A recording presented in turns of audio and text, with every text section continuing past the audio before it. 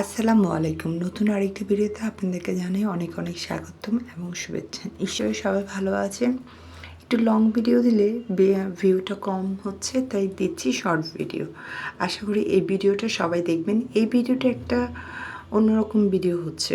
এই যে দুজন মানুষকে দেখছেন, এরা হচ্ছে মূলত রোহিঙ্গা। এরা হচ্ছে মায়ানমার দেশ থেকে এসেছে আমাদের দেশে। বর্তমানে তারা টুকটাক কাজ করছে। এই যে আশেপাশে যাদেরকে দেখছেন সবাই হচ্ছে রোহিঙ্গা।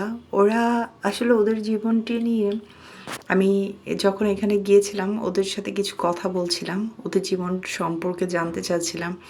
ওরা ওই দেশে কেমন ছিল, কেমন বর্তমানে আমাদের দেশে কেমন আছে সেই সম্পর্কে জানতে চেয়েছিলাম। আসলে দাঙ্গা হাঙ্গামা খুন খারাপি মারামারি কারোই ভালো লাগে না। তবুও নিজের দেশ বলে কথা, নিজের দেশকে সবাই ভালোবাসে, কে না ভালোবাসে। নিজের দেশের রক্ত মাটি সবই এক আলাদা অনুভূতি। ওরা ওই দেশে ভালোই ছিল, বেশ ভালো পরিবারে ছিল, ভালো অবস্থান ছিল। আজ ওরা দেখেন এদেশে এসে কিছু কাজ করছে, কিছু কাজের মাধ্যমেও ওরা কিছু উপার্জন করছে। এরা কিন্তু রোহিঙ্গা ক্যাম্পের ভিতরেই এরা কিছু কাজ করছে এবং এদের কাজ হচ্ছে রোহিঙ্গাদের জন্যই কিছু কাজ করা। রোহিঙ্গাদের এই যে বাঁশ চাটাই, এক ধরনের চাটাই বাঁধছে, চাটাই বাঁধার মাধ্যমে তারা ঘরের বিভিন্ন জিনিস তৈরি করছে। এটার মাধ্যমে তারা কিছু উপার্জন করতে পারে। মানুষের জীবন কোথা থেকে কোথায় নেমে আসে এদেরকে দেখলে বোঝা যায়। এরা আসলে জীবনটাকে বেশ কোথায় বলবো নির্মমভাবে উপভোগ করছে, তবুও খেয়ে পরে বেঁচে আছে, জীবন তো আছে। এটাই হচ্ছে মানুষের সবচেয়ে বড় মূল্য।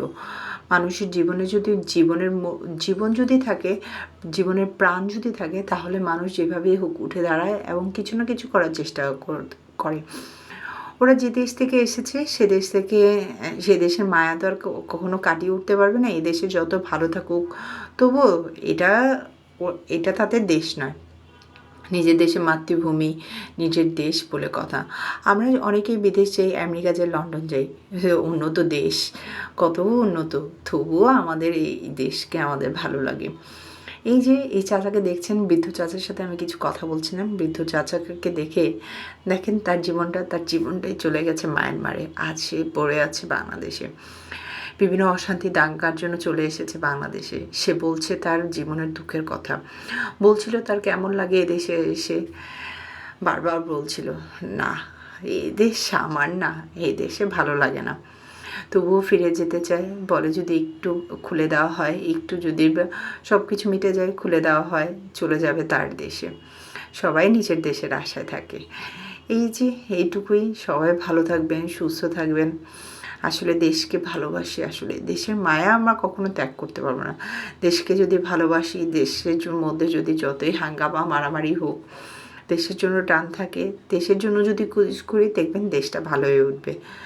সবাই ভালো থাকবেন, সুস্থ থাকবেন, দেশের জন্য কিছু করার চেষ্টা করবেন।